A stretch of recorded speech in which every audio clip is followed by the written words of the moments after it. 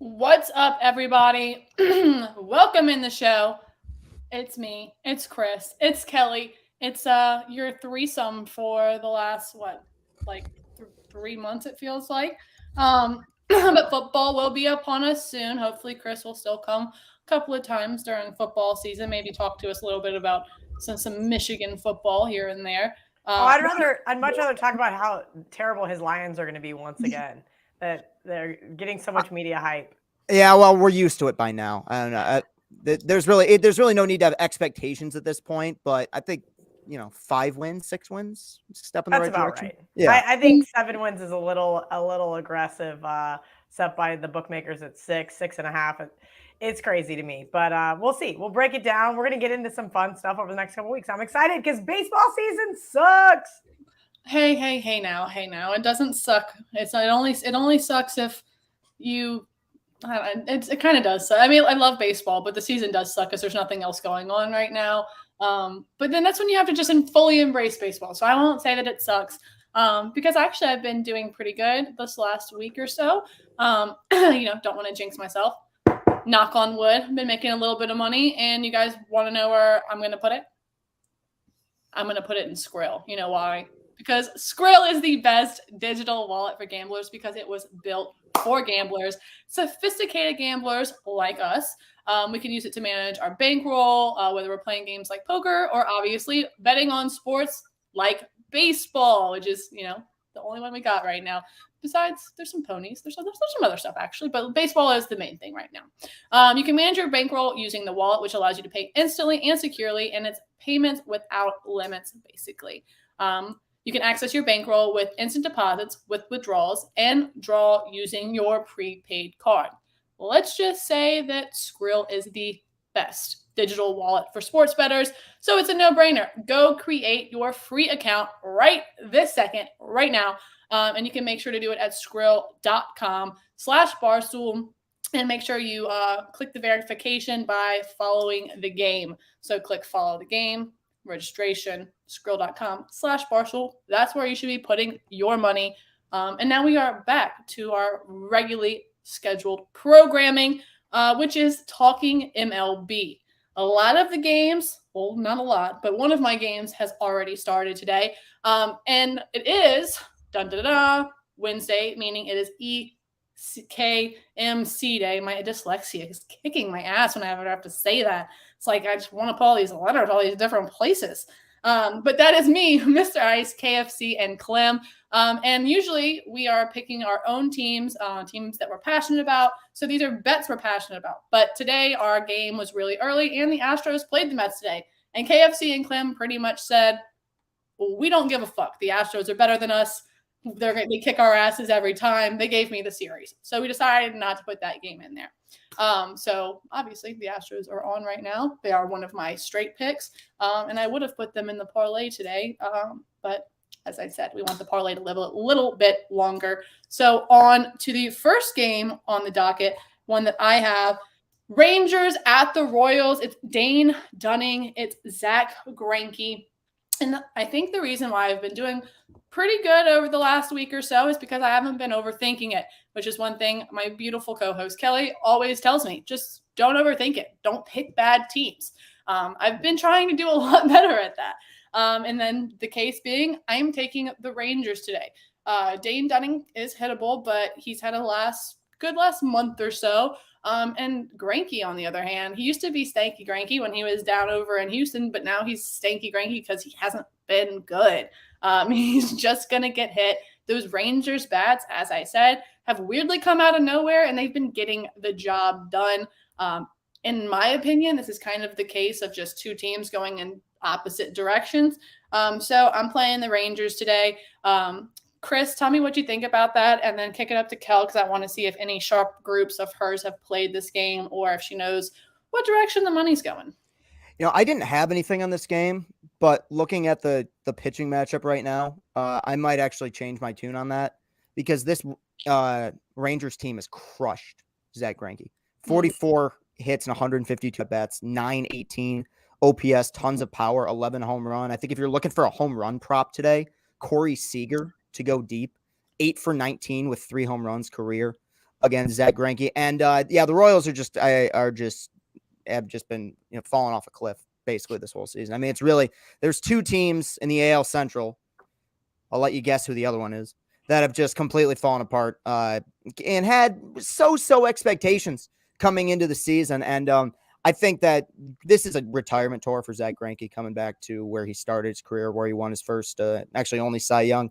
But as a team, they've looked ugly pretty much all year. And the Rangers continue to, like, with this expanded postseason, if there's a team that could make a move at the deadline and maybe find their way into the postseason with 83, 84 wins, it could be Texas. They had a pretty good offseason. They got Seager. They got Semien. Semien started to turn it around after that awful start. So, yeah, and now they got a series against one of the worst teams in the American League. Kel, what do you think here? Yeah, Megan, we talked about betting these bad teams, and we bashed on the Royals enough on Monday, but I'm going to keep it going here. Look, it looks very cheap to bet the Rangers. It looks very trappy, very fishy, if you will. But I just can't back the Royals right now, and I can't back the A's. There's several teams. A's might be up on the Yankees right now. I haven't looked back at my and of course they are. Of course they are, because I didn't bet them. I knew a sharp group that did, and I was like, I'm just not doing this to myself. I had some guy trash me about my Jets take, and I said, that's fine. They're on the do not bet list by week 6 last year. And there are just certain teams in Major League Baseball. Again, I follow sharp groups. I know tons of people that are really good at this game, and I still cannot continuously bet these bad teams week in and week out. I just refuse to do it. And that's fine. They're going to turn a corner. They're going to win some games. But in the long haul, unless you're getting over $2 with some of these teams, you're going to lose money. 100%. And that's the case with the Yankees right now. The Yankees just, I guess, came out there and wasn't expecting much of a fight from the A's. Who's pitching for the Yanks right now? Do you know? Tyone. Well, I usually like to put my money behind him, but today it just felt weird. Today is some of those days that you almost feel the Yankees being deflated. But not saying that was one of those days. It just kind of felt like a stay away from me, and I'm so far glad I did. But if it's anything like the last week, the Yankees will come out and win by like 10. Right. They'll come back and win. They were down 3-0 early. It's already 3-2. Right. So they're just stack and run. All right.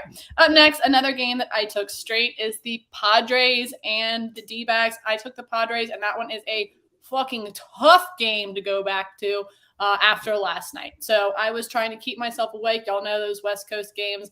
I'm like pinching myself, watching TikToks, whatever. Just trying to keep myself up because didn't have the game on. Don't have it on here. The Fire Stick was out in the other room. Regardless. They were up 2-0, and then I see they were up 6-0, top of the 7th, and I said, you know what? I think I'm safe. I think it's ready. I'm ready to hit the hay. And sure enough, middle of the night, Megan checks my fucking Barstool account, and I accidentally hit the Padres twice, so I really hated myself. And I saw that they lost by 1 run, and I'm like, how the fuck does this happen? But regardless, that was yesterday. I think today that will give them that little bit of fire to be like, y'all are idiots for losing that one, for dropping that one yesterday. I love Clevenger on the mound. Mad bum. We've been fading. It's been profitable. Yeah. I'm going to go back, and I'm going to back the Padres. Again, little scary, but Clevenger's last 5 road starts, 5-0.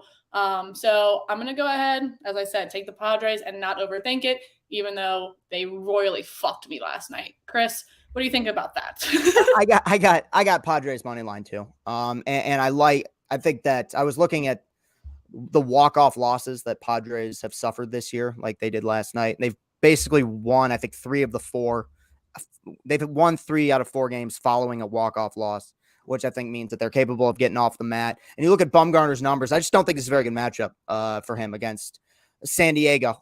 San Diego's got a 879 OPS against them in a ton of at-bats, over 200 at-bats. Bumgarner's pitched his entire career in that division. And this is a San Diego team that is right around league average in terms of offensive strikeouts. And you have a guy in Madison Bumgarner who right now in terms of strikeout rate, or at least in terms of whiff rate on Baseball Savant, is in the 4th percentile, meaning that he's not missing a lot of bats right now. And he's going up against an offense that hits for power, that can hit the ball, to both gaps. I think that they're going to be capable of getting some runs on the board. And you have Clevenger, who's obviously coming off of Tommy John, but a pitcher I always liked. I liked him when he was in Cleveland. I like the way he spins the ball. good control of his fastball command. So I think that I like the Padres here bounce back. I don't, the Diamondbacks are one of those teams that's not nearly as bad as I think they should be, but I still have no faith in them really at all. Kelly, what do you think of this comment? I was at the game last night, most wild, meaningless baseball game I've ever been to. So I wanted to leave in the 7th, but my wife wanted ice cream, so we stayed. Great choice. Has that ever happened to where you're like, I've already lost this game, whatever. I'm ready to leave, and someone's like, no, stay, and then you end up coming back and cashing your ticket? Yeah, no. It's very rarely that I leave a sporting event early. So unless it's just I've thrown a fit before, and I'm like, this is just embarrassing. I don't want to be here. But no, I can't relate. I mean, listen, if you lost your bet, you lost your bet, but that was an awesome way to get a comeback win. But as far as this game goes, we know my disdain for Mad Bum. We've been over this enough times. Coincidentally, that does intertwine with my hate for the Royals. So that being said, you got to watch the reverse line movement here. I don't know why this line has plummeted, but it has. So something to keep an eye out on. And, I don't know if there's an injury that I missed. Looks like everybody, for the Padres that already hasn't been out is still out. There's lots of guys on the IL there. But Arizona, like Chris said, has that weird potential. And I don't know what to make of this team, right? 34-41 on the season, just 19-21 at home. I don't want to back them, but buyer beware here because somebody with big time money came in and bet the Diamondbacks today. Obviously, they thought the Diamondbacks would also have some fire under their asses after being able to pull off that fucking miracle of a win yesterday. Maybe they just have a thing for Mad Bum. Who knows? Me, though, I'm going to keep fading, and hopefully it stays profitable. If not, then I'll sound like a jackass, and I will apologize on Monday. All right, up next, Chris, this is your wheelhouse. This is the Tigers. It's San Fran.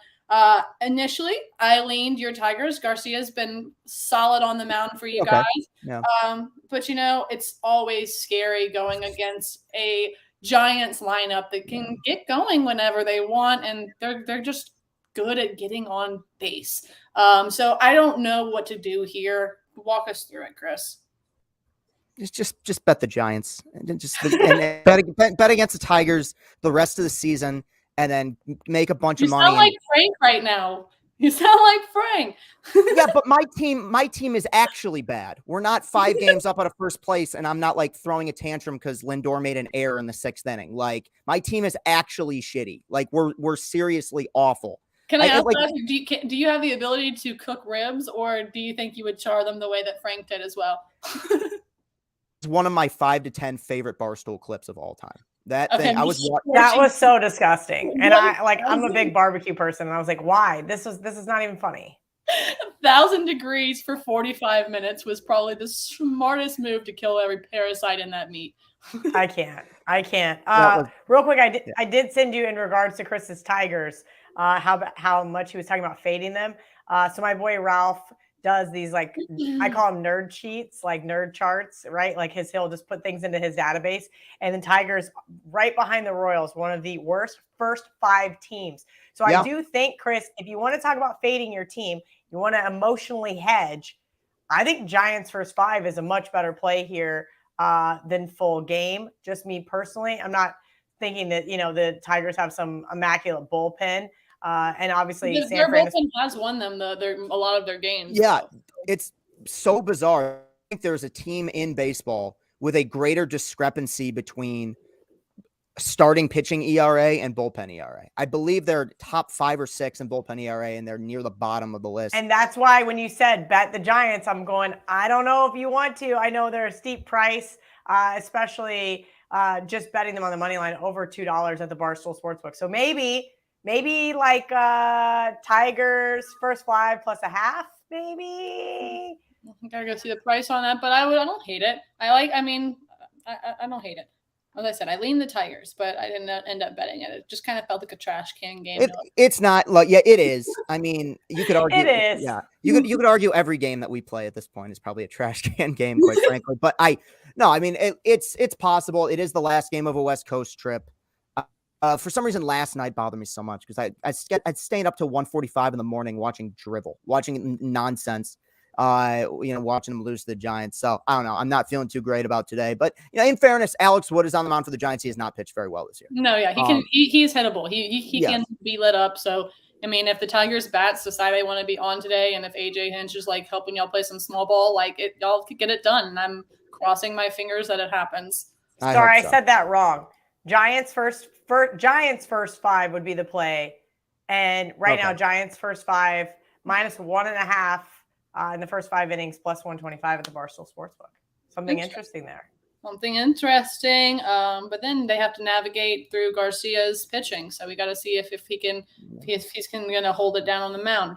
All right, up next, there's a couple games. We're going to skip down to the Red Sox and the Blue Jays, which is my leg of the parlay in the EKMC. As I said, usually we like to put teams that are close to our hearts, ones that we really know and love.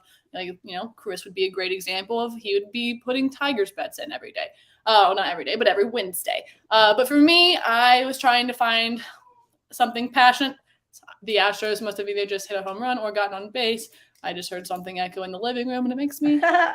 However, my pick today, my leg of the parlay, is George Springer to get a hit. George Springer has great numbers, just in general, and I just love George Springer, and I think that he's very capable of just getting one hit. I would have gone Bo Bichette because he has a little bit better numbers. However, he was over a hit and a half. It was plus 125. It would have been good for the parlay, but I want a winner. That was my whole thing. However, as far as this Red Sox Blue Jays game, as I said yesterday, I had the Red Sox. Personally, I did not put it out.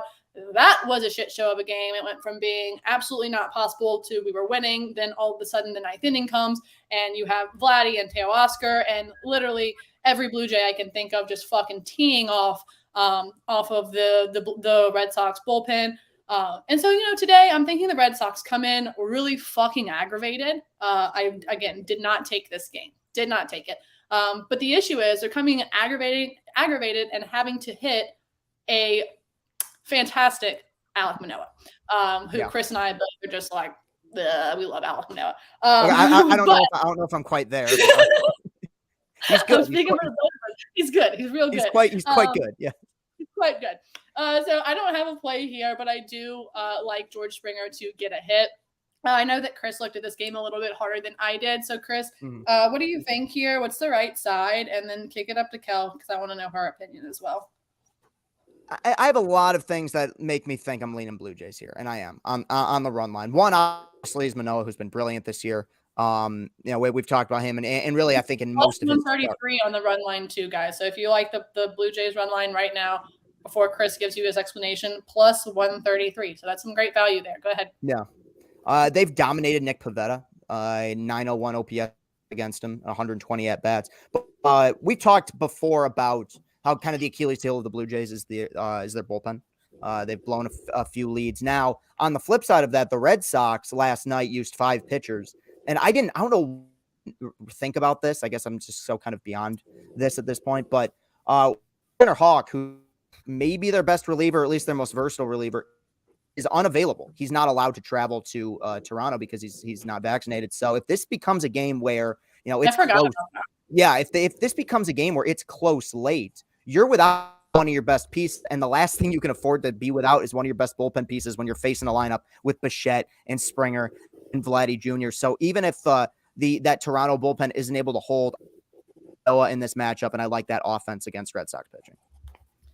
Before we pop it up to Kel, comment on TJ's hat. The stream could use a case race and a few cigs. I don't want to smoke cigs inside my home. We can't drink and give out gambling advice, or else I would. Yeah, I mean that's the hardest part about having rules, Megan. Like we work at Barstool and everybody else has no rules, and we have to behave ourselves because we don't want to be complete degenerates. We just want to be partial degenerates, right? Well, all I'm saying is if it was allowed, know that I would be. And then, look, I might have texted a couple people saying, hey, if you need a fill-in for the case race, me and Mr. Money are all over it. And I mean that with all my chest. I'll take anybody on. I love to hear it. But Kel, what do you think about this game real quick? I like the over, Megan, and it seems kind of square, but I'm listening to Chris here tell me that the Red Sox went through 5 pitchers last night. We'll see if they can hang on, but I do think that Toronto looks like the right side here. Again, I don't really want to lay it with the Blue Jays. Minus 160 or higher just sounds a little grotesque to me. But look, if you've been watching Toronto's games, you know that these guys have been flying over the total. Again, seems a little square, but at home, 13 of their last 15 games. That's the only way I can recommend betting this one. All right, let's see what else we have up on the docket before Kelly gives us a winner. There's not too much. Would have loved to take Alcantara, but I already told you I'm never betting against the Cardinals again, so that one was That's out. fair. I got him, but I'm not super confident. Yeah, just because he's been so good. Yeah, I just don't want my feelings to get hurt anymore. Yeah. I took a small stab on the Reds. I'm not loving it. I just think that I still have this spot in my heart for Hunter Green and think that I think that he can get it under control. And the Reds did pull off a win yesterday. Did they do it again? I don't know. I didn't put it out. Did play it personally. I thought about the Dodgers run line, and because I would think that they would just tee off of Marquez. Wrong. They actually Colorado fucking tees off of Urias. So that's an interesting one right there if you want to play. Let's see, what is that? You can get the Rockies money line for plus 170. And if you go look, I mean, batter after batter after batter, just literally rakes Urias. Do I have the balls to take it? No, I do not. I have not, but I might actually. Now that I've had a Red Bull in my system, I might go and fire off Colorado. But yeah, I'm not going to take that. And then White Sox, Angels. I took the White Sox yesterday. Ended up really well for me, but I just right here with Ohtani, yeah, I'm not going to go against him. He always has the ability and like the mental capacity to like settle down and throw a gem. So those are the rest that don't really interest me. Do you have anything to throw in, Chris, before Kelly gives us a winner or two? No, that Angels White Sox series to me is between two teams that are really desperate, so I don't know which one's going to fire back. I mean, Ohtani seems like the obvious choice. I don't know. Like the Angels, again, team I can never really bet on. Last night, Trout went 3 for 3, and Ohtani hit a home run, and they lost 11. Did y'all see that video of Trout getting like super pissed off at his reliever because he was tipping his pitches? Tipping pitches, yeah. He's got to be. I mean, he's like the best player ever, and he's also last little tidbit of baseball. I am obsessed with the Angels City Connect jerseys. Like I love them so much. They're so simple. They're so like 70s California. Fucking love them. All right, Kelly. First off, I have a question, and this might sound stupid and very pro woman of me, but I'm very pro woman. Very pro-choice. Just to throw that out there if anybody wants to know. But given the recent topics, I like women and I like women's rights. But how long does the WNBA season last? What's happening here? I just like basically it starts right before the NBA season ends. During the NBA finals, and it goes until football. And that's because the WNBA is really smart in marketing. So Megan, I was a marketing major in college. Imagine that, women being smart. Crazy. And we talked about WNBA when it was on the horizon, because specifically my degree is in sports marketing. And how do we get more people to watch women's sports? Well, you know how we get them to watch women's sports? Put no other sports on. Hello. And give people the reason to gamble on it. And that's just facts. Listen, I don't watch any of these WNBA games. I don't watch women's golf. Women's tennis, I will watch. They're absolute studs. If I can get a good sharp play, those women are badasses. And every once in a while I'll walk in the living room and somebody has women's volleyball on, but they're only obviously watching for the aesthetic purposes. That's just big facts. So anybody that says otherwise is probably a liar. That's okay, though, because I am on the same team as Megan here, and I don't care. I will bet on anything. I will bet on 2 frogs jumping across the street faster if I have a leg up. And I do have a leg up in these WNBA sharp plays. Currently, Barstool Sportsbook, Seattle Storm -1. I took the pick'em earlier this morning. That's what they've been giving out. They've been pretty hot. I'm not going to lie. I know as soon as I start sharing on the show, though, what's going to happen? They're going to start losing. So I'm going to try to give them out. Don't share with me. Just don't text it to me and Jack. You can share. Yeah, I texted you and Jack. We lose. And that's the hard part here. But no, this is gearing up for a really strong WNBA season. And there's nothing else going on right now. It's baseball. It's WNBA. Golf is still going strong here and there. Obviously, lots of drama with the LIV tournament, but I'm excited to see that one kick off here shortly. Because again, if I can get some good information and I can make some money off it, I'm going to be betting it. So that's where we're at. Storm -1 at the Barstool Sportsbook. And no, I don't have any analysis because all I can say is I got a text this morning in my group that has the knife emoji, and that means for sharp. And it's sharp information. And that's all I got. There's like 5 or 6 of us in there, and we just share stuff that we get from other people. Follow, fade, whatever you guys want. But Seattle Storm is going to be what I'm betting on today. Okay, before we go, there was one guy that had a question, and I know that you have that brand new notebook, and it's probably filled all the way up already. No, it's not. I'm diligently working on about 2-3 hours a day. And frankly, Megan, I use a lot of cheat sheets, right? Like I've got, see if I can even reach them. I can't. Why can't you? If it's available to you. No, I think everybody should take all of the resources that they have available, whether it's a Phil Steele magazine, whether that is going on, a site that I may or may not own and looking at Ralph's nerd spreadsheets. Like get all of the information you can and study it between now and football season. I promise you it will help you along the way and sift through what is important to you and what's not, right? Just remember the bookmakers are privy to all the information you're pretty much privy to, unless you somehow get a text that somebody got arrested or something catastrophic happened at walkthrough on Friday, and you get the information before the bookmakers do. But I highly recommend spending all of July and August studying for football season. It's one of the better things you can do for yourself. And I call them cheat sheets because they already do all the work for you. Now you can just sift through their information and go from there. Okay, but speaking of that, let's just have to poke in just to test you out. Do you have any week 1 NCAA or NFL games to play before the lines move? We had one of those questions asked in the comments. So if you are Mark O, your question is about to be addressed. Sorry, Mark, you're going to hate my answer, but the sharp guys bet these numbers. They beat the crap out of these numbers starting in late May, early June, when the bookmakers start releasing them. So right now, I don't think we can really get a leg up again, unless you have some information like, hey, I know that X quarterback is not going to be the starting quarterback for said team, and the line's going to move 3 or 4 points. At this point, like I said, they've already been beat up way past the point where there's going to be any value. Now, what I start looking at is usually I start looking at about a week before for week 1. Right now, I'm sharpening my skills and working on my numbers, but there's not going to be some glaring side that sticks out to me, right? Because again, they've already been bet, and I know that's not what Mark wants to hear. But looking at the Barstool Sportsbook, there's a couple of interesting ones that I have circled. New Mexico State's going to be an interesting one. Arizona, only 5-point underdogs to San Diego State, and Arizona's just absolutely atrocious. And that makes me sick to my stomach. Haven't they lost like 20 games in a row or something? Yeah, that makes me sick to my stomach. But that is one that I have circled to keep an eye on because everybody's going to bet San Diego State. So what am I missing here? The Pac-12.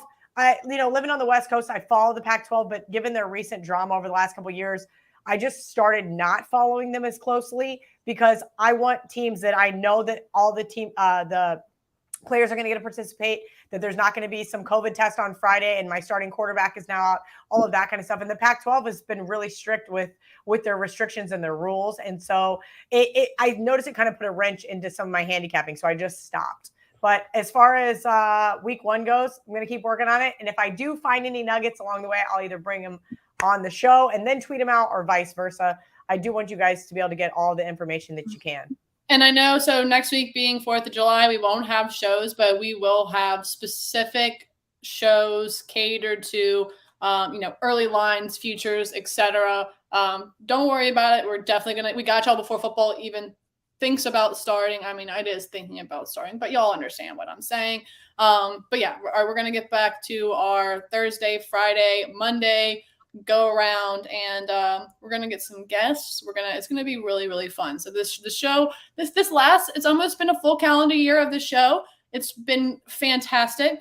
We're learning, we're growing. I have maybe a shirt dropping tomorrow for our, money for our long ball Thursday. It kind of coincides. It's cute. I like it a lot, and I think y'all will too. And also, Chris, your run line is in good shape. Giancarlo Stanton. Yes.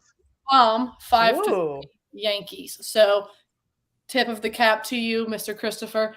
You said per. Yeah, see, like I said, and you want to know what that play was, Megan? It wasn't the Athletics that they played. They played Athletics first 5. And I text my buddy Ben and I go, I'm so glad I didn't bet the Athletics first 5. And he goes, but they're up. And I go, not for long.